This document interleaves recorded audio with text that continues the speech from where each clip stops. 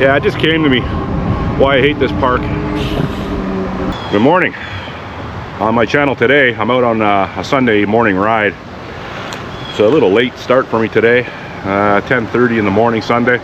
I'm on my way to High Park to check out a few things. High Park is my least favorite park in the GTA, but there's something interesting there that I'm going to but on my way here, it's, you know, I don't live too far away from High Park, and I'm at High Park in Glen Lake Avenue. So Friday evening at approximately 5:50 p.m. early evening on Friday, the cops were called to a house across the street, right where that car is parked in that 3-car garage. To understand, there was a car parked there with a woman that has obviously sustained some sort of bodily injury, and subsequently she was transported to the hospital where she was pronounced dead. She's 21 years old and her name is Serenity Brown. There's been no information released with regards to the description of the suspect, but apparently the suspect was seen leaving the scene of the crime. So I don't know why there's no identity of the suspect. But anyhow, so that's Toronto's 30th homicide. It's relatively close to my house once again. By watching my videos, you think I live in Chicago, but I don't. Now, you also think that, well, 30 homicides in Toronto and it's early September. Well, that isn't many compared to large North American cities. And you'd be right in that assumption. But there has been an increase, a steady increase in homicides in the last month to 2 months. And that is not a good indication of how safe this city is anyways. Like, what are we comparing ourselves to? Detroit, you know, St. Louis, Chicago, New York City? What do we, you know, we can't compare ourselves to that. Those cities are, you know, I'm not saying they're much larger, and some of those cities I just named are in comparison to Toronto and even smaller, but you know, we've been catching up for many years with regards to the lawlessness in our city. I did a video yesterday with regards to the bail reform and catch and release and liberal policies contributing to the unsafe nature of our city. So I'm not going to touch too much on that today. But this poor woman here, 21 years old, you know, snuffed out. Will they catch the perpetrator? I don't know. Hopefully they do. Lots of cameras around here. You know, that house right there has cameras. It's a nice modern house. So I would imagine that the cops are hot on the trail of CCTV. So we'll see what happens there. But, you know, another little ride from my house and another murder victim. So something's got to change, people. Anyhow, nice day in Toronto. Enjoy the sun. Get out. If you have the ability, wherever you are in the world, to do so, do it. But be safe. I'm down in High Park, one of my least favorite parks in all of Canada. I don't like coming into this park. Just don't like it. It's too busy. And, you know, I can't really put my finger on it, but anyhow. I came here today to look at something very specific. John George Howard's tomb. Now, John Howard, he was an architect way back in the day in Toronto, and he was the primary donor of land for High Park. He donated the land for the park that has become known as High Park, and his tomb is directly in front of me. But I'm more interested in what surrounds the tomb, and what surrounds the tomb, and I'm going to show you right now, is a fence. Now, this fence is from St. Paul's Cathedral in London, England. So when the cathedral in London was being redesigned or fixed up or whatever, John Howard, he bought the fence, but from shipping it from the United Kingdom to Canada, it was lost at sea. The fence sunk on a ship, and I believe it sunk in the St. Lawrence River. So subsequently, some of it was salvaged, and the part that was salvaged is right here. So not the back part, but just this front part. St. Paul's Cathedral, for 160 years, I did enclose. O stranger, look with reverence. What's it say here? Man.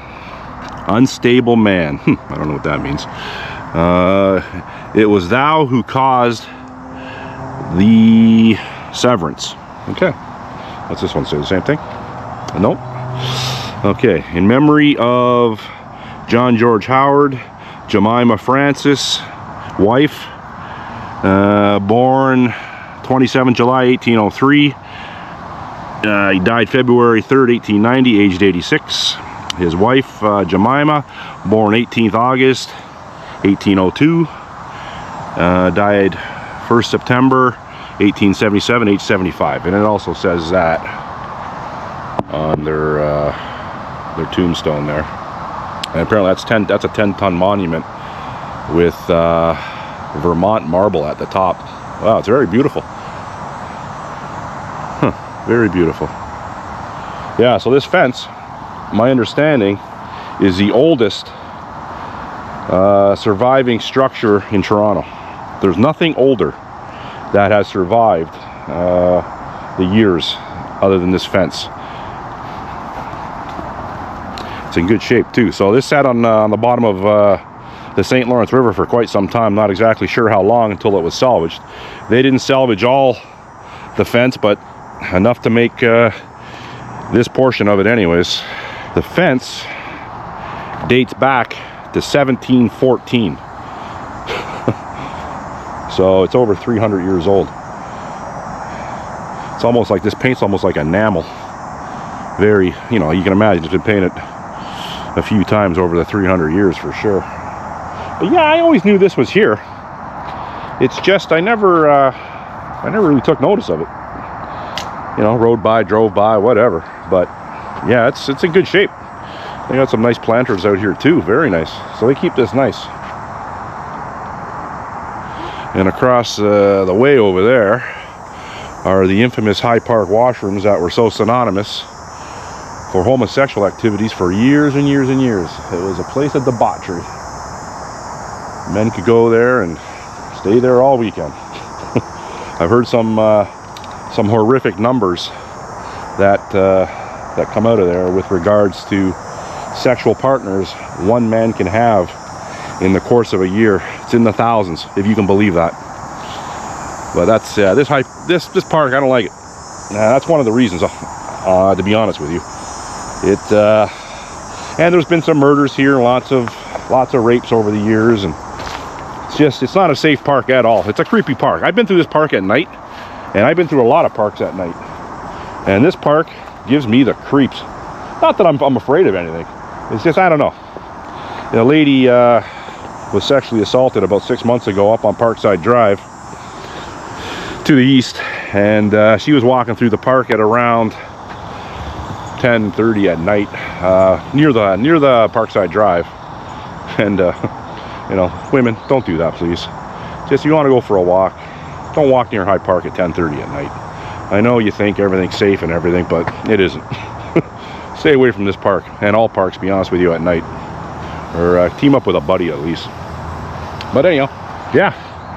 So that's the Howard Monument with his wife Jemima. And yeah, they lived a pretty good life, pretty long. And their house, if I'm not mistaken, yeah, I'm pretty sure it's their house. It's called Colburn Lodge. And it's right over there. I'll go get a closer look at it. So here's Colburn Lodge. That's where John Howard and his wife Jemima lived. I'm not going to get too close. I've never been in there, and it's open today too, actually. You can come and visit it. I'm not really interested in that today. I was interested in looking at that fence and actually touching it. It was quite interesting. So I'm going to head back out this way. Back out through the dirty High Park. This is a Tour de France circuit for all these guys on these road bikes.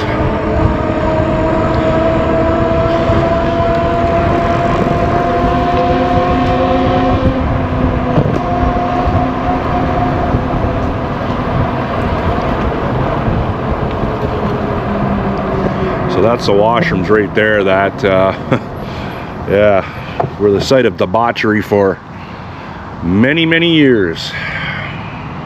I think they had raids there too. I think the cops raided them a few times, quite a few times. But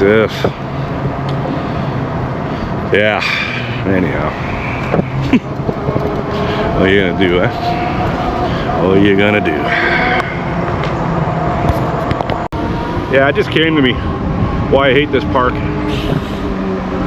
It's all these Tour de France idiots. They're literally flying through the park 60 kilometers an hour. They look at you like you're filth. I can't stand those idiots. That's coming. Oh, no, this park's disgusting. Yeah. If you want to hang around with a bunch of other Tour de France douchebags, come to this park. That's all you're going to see here. Anyhow, have a good day.